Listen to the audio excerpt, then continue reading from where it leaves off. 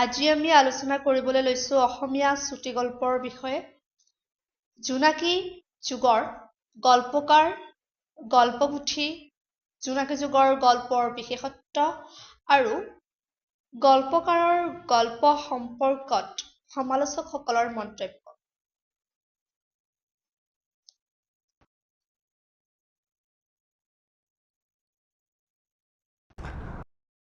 প্ৰথম গল্পকাৰজন হৈছে লক্ষ্মীনাথ বেজবৰুৱা, অসমীয়া চুটিগল্পৰ প্ৰথমজন চুটিগল্পকাৰ।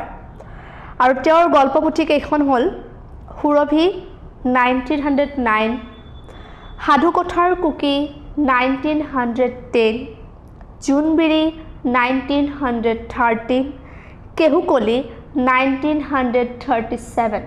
সম্পাদনা কৰে অতুল চন্দ্ৰ হাজৰিকাদেৱে। লক্ষ্মীনাথ বেজবৰুৱাৰ উল্লেখযোগ্য চুটিগল্প হৈছে ভদৰী, মুক্তি, পাটমুগী, কন্যা আৰু ইত্যাদি। তেওঁৰ বহুত চুটিগল্প আছে। তেওঁৰ গল্পৰ যি বিশেষত্ব, সেই বিশেষত্ব হৈছে ব্যংগধৰ্মী আৰু গভীৰ মানৱতাবোধ তেওঁৰ গল্পৰ বিশেষত্ব। লক্ষ্মীনাথ বেজবৰুৱাৰ গল্প সম্পৰ্কত, চুটিগল্প সম্পৰ্কত ডক্টৰ মহেশ্বৰ নেওগে কৈছে, বেজবৰুৱাই তেওঁৰ বেছিভাগ গল্পকে সামাজিক সমালোচনাৰ অস্ত্ৰৰূপে ব্যৱহাৰ কৰে। নতুন শাসনৰ লগত খাপ খুৱাব নোৱাৰা আৰু তাৰ সুবিধা লৈ গঙা টোপ হোৱা পুৰণি আৰু নতুন অভিজাত সম্প্ৰদায়ৰ ভেদ ভাঙি দিয়াটোৱে হৈছে যেন তেওঁৰ গল্পৰ উদ্দেশ্য। এনেকৈ মন্তব্য কৰিছে ডক্টৰ মহেশ্বৰ নেওগে। আকৌ ত্ৰৈলোক্যনাথ গোস্বামীদেৱে লক্ষ্মীনাথ বেজবৰুৱাৰ গল্পৰ বিষয়ে কৈছে যে জীৱনৰ জটিলতা, অনুভূতিৰ গভীৰতা, মানৱৰ ক্ষুদ্ৰত্ব আৰু মহত্ব বেজবৰুৱাৰ গল্পৰ মাজেদি ফুটাই তোলাৰ আদৰ্শ নাই। তথাপি তেওঁৰ গল্প ৰসাল আৰু মনোগ্ৰাহী। নেক্সট, জোনাকী যুগৰ অন্য এজন গল্পকাৰ হৈছে ডক্টৰ নগেন শইকীয়া।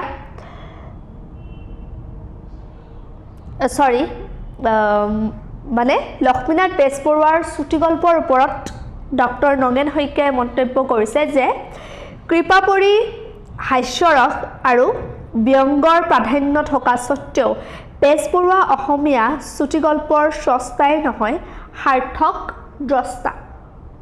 আমি যিহেতু জোনাকী যুগৰ চুটিগল্পৰ বিষয়ে আলোচনা কৰি আছোঁ, গতিকে জোনাকী যুগৰ চুটিগল্পৰ যিজন চুটিগল্পকাৰ লক্ষ্মীনাথ বেজবৰুৱা বা অসমীয়া চুটিগল্পৰ জনক লক্ষ্মীনাথ বেজবৰুৱাৰ চুটিগল্পৰ ওপৰত ডক্টৰ নগেন শইকীয়াই কৈছে যে কৃপাপৰি হাস্যৰস আৰু ব্যংগৰ প্ৰাধান্য থকা স্বত্বেও বেজবৰুৱা অসমীয়া চুটিগল্পৰ স্ৰষ্টাই নহয়, তেওঁ দ্ৰষ্টা।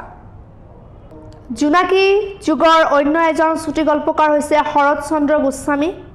তেওঁৰ গল্পপুথি কেইখন হৈছে গল্পাঞ্জলি 1914, মইনা 1920, বাজিকৰ 1930, পৰিদৰ্শন 1956।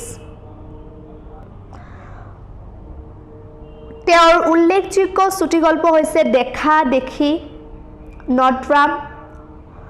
তেওঁৰ গল্পৰ বিশেষত্ব হৈছে শৰৎচন্দ্ৰ গোস্বামীৰ গল্পৰ বিশেষত্ব হৈছে বাস্তৱধৰ্মী, ভাৱৰ ঐক্য, আৰম্ভণি আৰু পৰিসমাপ্তিৰ নাটকীয়তা আৰু বৰ্ণনা ভংগীৰ সৰলতা। শৰৎচন্দ্ৰ গোস্বামীৰ চুটিগল্পৰ ওপৰত হোমেন বৰগোহাঞিয়ে মন্তব্য কৰিছে যে গোস্বামীৰ কেইবাটাও শ্ৰেষ্ঠ গল্পৰ প্ৰধান বিষয়বস্তু হ'ল দ্বন্দ্ব।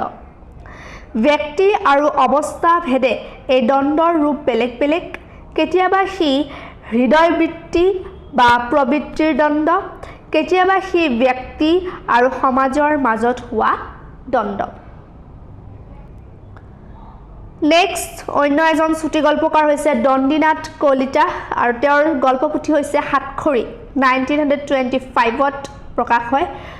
তেওঁৰ উল্লেখযোগ্য চুটিগল্প হৈছে সধবা নে বিধৱা নে কুঁৱৰী। তেওঁৰ গল্পৰ বিশেষত্ব হৈছে বক্তব্য সৰল, অতি পোনপটীয়া আৰু গতানুগতিক। অন্য এজন জোনাকী যুগৰ চুটিগল্পকাৰ হৈছে সূৰ্য কুমাৰ ভূঞা। তেওঁৰ চুটিগল্পখনৰ নাম হৈছে পঞ্চমী 1927 তেওঁৰ গল্পৰ বিশেষত্ব হৈছে চুটিগল্পৰ আদি যুগৰ লেখকসকলৰ ভিতৰত ভূঞাৰ গল্পত চৰিত্ৰৰ মনোজগতৰ সন্ধান দিবলৈ যথেষ্ট যত্ন কৰা দেখা যায় জোনাকী যুগৰ অন্য এজন চুটিগল্পকাৰ হৈছে নকুল চন্দ্ৰ ভূঞা আৰু তেওঁৰ চুটিগল্প পুথিখনৰ নাম হৈছে চোৰাংচোৱাৰ চৰা 1918ত প্ৰকাশ হয় জুনুৱালী 1933 গল্পৰ শৰাই 1962 তেওঁৰ উল্লেখযোগ্য টাইপিঙত কবিতা হৈ গৈছে চুটিগল্প তেওঁৰ উল্লেখযোগ্য চুটিগল্প হৈছে মেক ফৰি তেওঁৰ গল্পৰ বিশেষত্ব হৈছে তেওঁৰ গল্পৰ প্ৰধান বিষয় দাৰিদ্ৰ্য আৰু প্ৰেম কথনভংগী পোনপটীয়া এয়াই হৈছে তেওঁৰ গল্পৰ বিশেষত্ব আজিলৈ এইখিনিয়ে আছিলে ধন্যবাদ